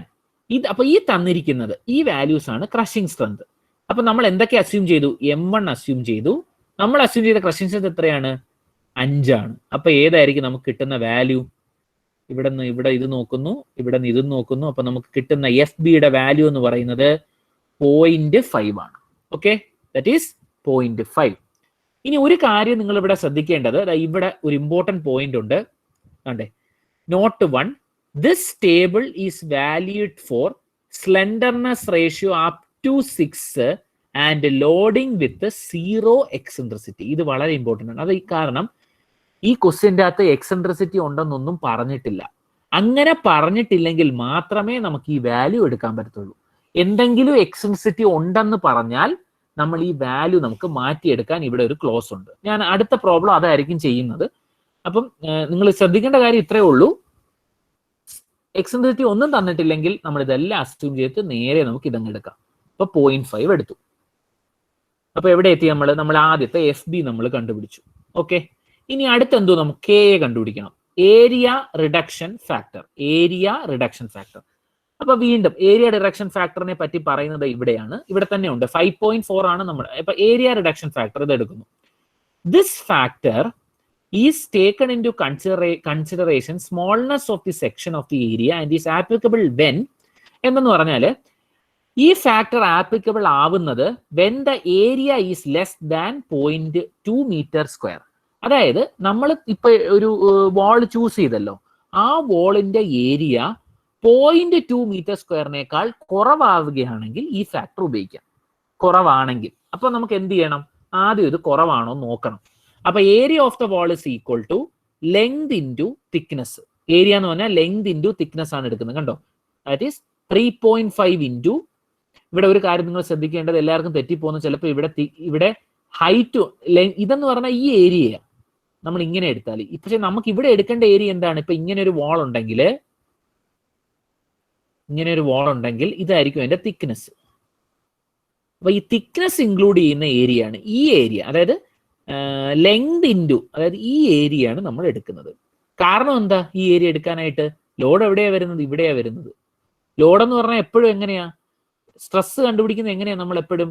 Load divided by area. ഏത് ഏരിയ?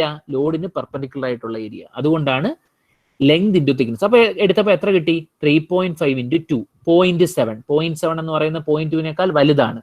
അതായതുകൊണ്ട് നമുക്ക് ഈ ഫാക്ടർ എടുക്കേണ്ട കാര്യമില്ല. therefore KA is equal to 1.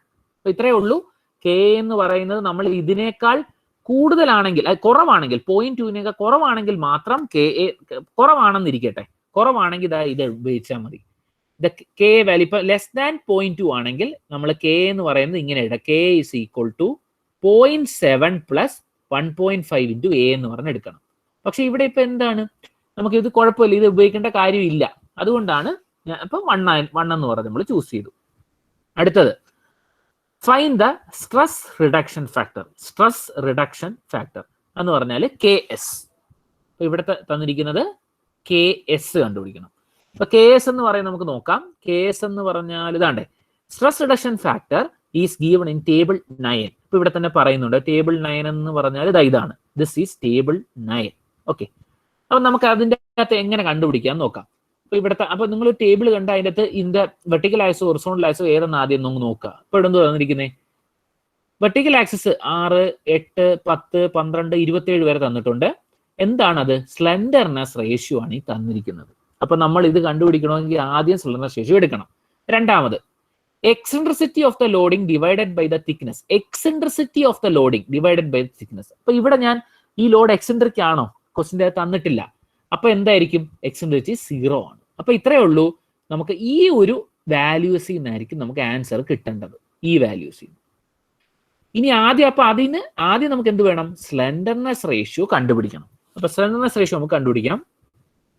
കണ്ടേ, slenderness ratio is equal to effective. അപ്പൊ നമുക്ക് ഇവിടെ വാൾ അറിയാം അല്ലെ? ഇതാണ് നമ്മുടെ വാള്. വോളിന്റെ ലെങ്ത് എന്ന് പറയുന്നത് 3.5, ഹൈറ്റ് എന്ന് പറയുന്നത് 2.4, തിക്നെസ് എന്ന് പറയുന്നത് 20, അല്ല നമ്മൾ ചൂസ് ചെയ്തത് 200 mm. അപ്പൊ സ്ലെൻഡർനെസ് റേഷ്യോ എന്ന് പറഞ്ഞാൽ എന്താണ്? ഞാൻ പറഞ്ഞിട്ടുണ്ട്, എഫക്റ്റീവ് ഹൈറ്റോ എഫക്റ്റീവ് ലെങ്തോ എടുക്കാം. ഇനി ഏതാണോ ഇതിന്റെ അകത്ത് ചെറുത് അത് വേണം എടുക്കാൻ. അപ്പൊ ഇതിന്റെ ചെറുത് ഏതാ? ഹൈറ്റ് ആണ്. അപ്പൊ എത്ര എടുത്തു? 2400 ഡിവൈഡഡ് ബൈ 200. അപ്പൊ എത്ര കിട്ടി? 12. ഇതാണ് നമ്മുടെ സ്ലെൻഡർനെസ് റേഷ്യോ. അപ്പൊ നമ്മൾ നേരെ ഇവിടെ വരുന്നു. സ്ലെൻഡർനെസ് റേഷ്യോ നോക്കുന്നുണ്ട്, 12 ഉണ്ട്. 12 നേരെയുള്ള ടേം നോക്കുമ്പോൾ 0.84. അപ്പം KS നമുക്ക് കിട്ടി 0.84. അതാണ് ഞാൻ ഇവിടെ എഴുതിയിട്ടുണ്ട്. For SR 12 and 0 eccentricity KS is equal to 0.84. Okay, ഇനി അടുത്ത ടേം എന്താ ഉള്ളത്? നമുക്ക് shape modification factor. Shape modification factor എഴുതിയിരിക്കുന്നു നോക്കുക. This factor takes into consideration the shape of the unit when the height to width ratio given in table 10, and this factor is applicable for crushing strength up to 15. Okay, 15 Newton per mm square വരെ. ഇത് നമ്മൾ എടുത്തിരിക്കുന്ന crushing strength എത്രയാ? 5 വരെ എടുത്തിട്ടുള്ളൂ ബ്രിക്കിൻ്റെത്. നിങ്ങൾ എപ്പോഴും ശ്രദ്ധിക്കേണ്ട കാര്യം, ബ്രിക്കിന്റെ ക്രഷിംഗ് സ്ട്രെങ്ത് ഏകദേശം 7.5 വരെയൊക്കെ വരത്തുള്ളൂ, ഒരിക്കലും 15 മുകളിൽ പോത്തില്ല. അപ്പൊ അതുകൊണ്ടൊക്കെയാണ് ഇവരിങ്ങനെ എടുത്തിരിക്കുന്നത്. അപ്പൊ നമുക്ക് ടേബിൾ 10 വരാം. അപ്പൊ ടേബിൾ 10ൽ വരുമ്പോൾ ഇനി ഇതിന്റെ വെർട്ടിക്കൽ ആക്സിസ് നോക്കാം. എന്താണ്? Height to width ratio of the unit. Height to width ratio ഉണ്ട് ഒരു സൈഡിൽ. പിന്നെ shape modification factor based on the crushing strength. Crushing strength നമുക്കിപ്പോ എന്തുവാണ്? 5 ആണ് നമ്മുടെ. ഓക്കെ, അപ്പൊ 5. അപ്പൊ ഈ വാല്യൂസ് ആണ് വേണ്ടത്. ഇനി ഇതിൽ നിന്ന് നമുക്ക് എന്ത് ചെയ്യണം? ഹൈറ്റ് ടു വിഡ്ത്ത് റേഷ്യോ എടുക്കണം. ഓക്കെ, കണ്ടല്ലോ, ഹൈറ്റ് ടു വിഡ്ത്ത് റേഷ്യോ. ഇനി ശ്രദ്ധിക്കേണ്ട കാര്യം, എന്ത് ഹൈറ്റ് ടു വിഡ്ത്ത് റേഷ്യോ ആണെന്നുള്ളത് നോക്കണം. അതായത് ഇവിടെ ഇപ്പൊ പറയുന്നത് height to width ratio of unit ആണ്. ഇവിടെ എല്ലാവർക്കും തെറ്റിപ്പോകുന്ന കാര്യം, നമ്മൾക്കിപ്പോൾ വാളാ തന്നിരിക്കുന്നത് അല്ലേ, 3.5 ബൈ 2.5. അപ്പൊ നേരെ നമ്മൾ എന്ത് ചെയ്യും? 3.5 divided by width to height 2.4 divide by 3.5 എന്ന് പറഞ്ഞൊക്കെ എടുക്കും. പക്ഷെ അതല്ല, വാളിന്റെ കാര്യമല്ല ഈ പറയുന്നത്. നമ്മൾ അവിടെ ബ്രിക്ക് ഉപയോഗിച്ചില്ലേ, ബ്രിക്കിന്റെ കാര്യമാണ് പറയുന്നത്.